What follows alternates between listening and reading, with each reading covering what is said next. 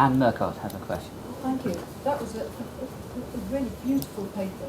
Very nice indeed. I really enjoyed it. A couple of points. If I can just pick up Paul's last point. My memory, again, yeah, I haven't looked at this for ages.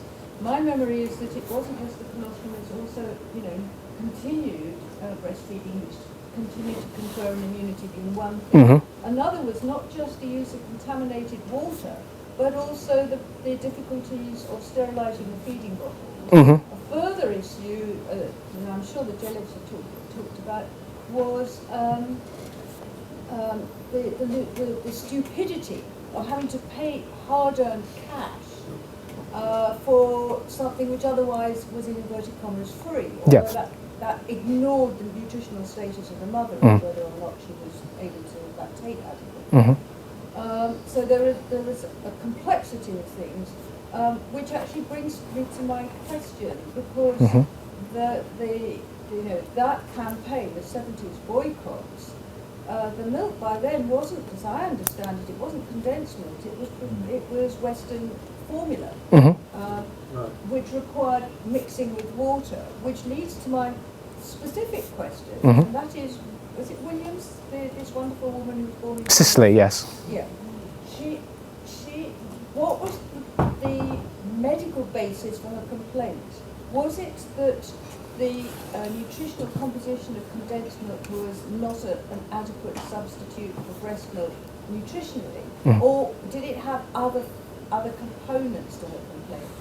Because she seems to be the first one who's put together condensed milk babies and murder all in the same breath. And I just wondered what grounds for her accusation of murder were. I think so two questions. One on Williams, and the other one on powder milk. Well, it was you were sliding across because Nestle was. Yes, absolutely. Yeah. I'm not confident that those are quite comparable, and that's why we need to think about what Williams was talking about to see whether just because it was Nestle, was it the same kind of, was it antecedent to the 70s boycott that you found in your pamphlet, or is it actually something else, and just by coincidence it's Nestle? That's a very good question. Is it actually a precedent, right, for the debates in the 70s?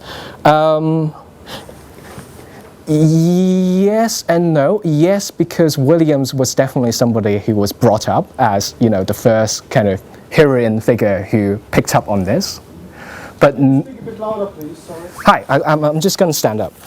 So Williams was frequently sort of, if we think about sort of practitioner or activist version of historiography, then Williams is always brought up as this kind of, semi-mythical legendary figure who gave the speech in Singapore and so on, which was kind of not really listened to, and then the Second World War came in, and then, that whole debate stopped, and now it's up to us, the activists, to sort of pick up where she left off. But of course, the major difference, as you said, was that Williams was really mostly just concentrating on the nutritional side of the issue.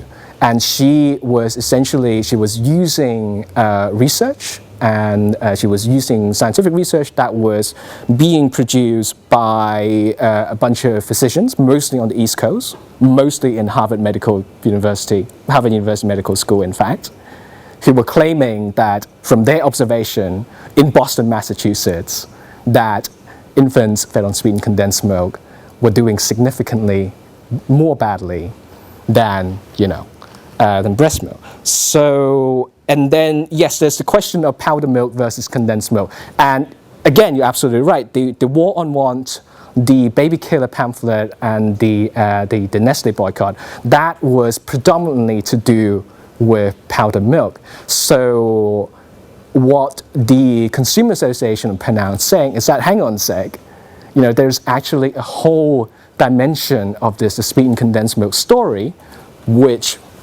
the activists who are white from the West, who are ignoring that because they're not doing the field work, they're not doing the anthropological work in rural Malaysia, and actually, hang on, let's just talk about sweetened condensed milk as well. Lawrence.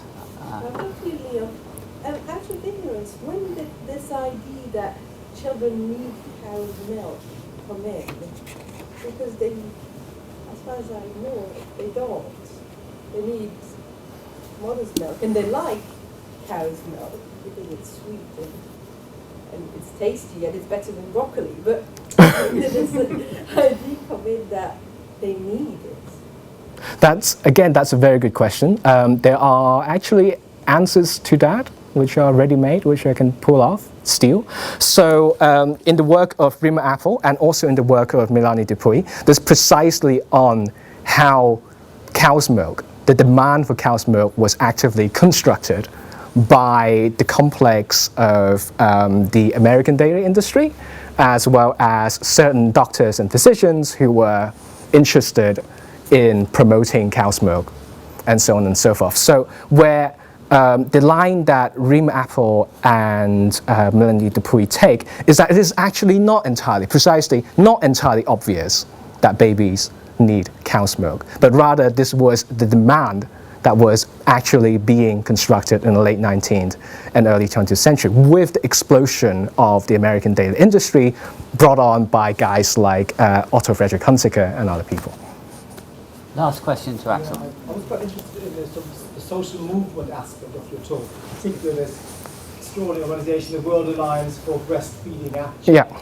Because it reminds me in a way that you often have social movements starting off as so-called Davids versus corporate Goliaths. Mm-hmm. And with a sort of a liberal objective and direction, and very soon they become social conservative with a hidden agenda. And I was wondering, you talked about the projecting a particular model of motherhood, for instance. Mm-hmm. And I was wondering, is there any information about, for instance, particular religious or corporate interests that fund the organization? And the other thing I was wondering, is this a social movement that first took off in a developing country and then went to the West? Or was this the translocation of a movement that had already evolved in the West as a response to formula milk and then saw another incarnation in Penang? Okay, let's see. So 2 questions.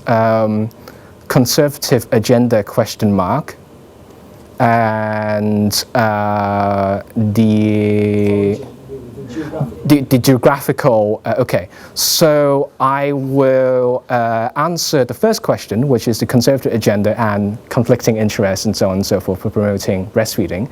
And a short answer to that question is I don't really know. The second question, however, the geographical issue, I have something a little bit more sophisticated to say, hopefully. And that is, no, it's, again, this is, to a certain extent, the activist ideology in Penang, the WABA, is that there are social movements coming in from America and Europe. And they are doing things in the third world, but they're not sensitive enough to local conditions. And so we, in the periphery, we have a role to intervene, to come in and inform the center in America and the West, and so on and so forth, that actually, hang on a sec, you might be overlooking certain issues and so forth, and these are the gaps and spaces for us to come in and tell you what's going on the ground level. Thank you very much indeed for Thank you very much. stimulating presentation. Thank you.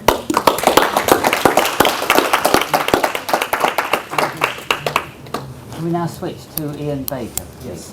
I just need to put this on to the Fine. Really good. Thank you. Oh, thank you very much. Okay.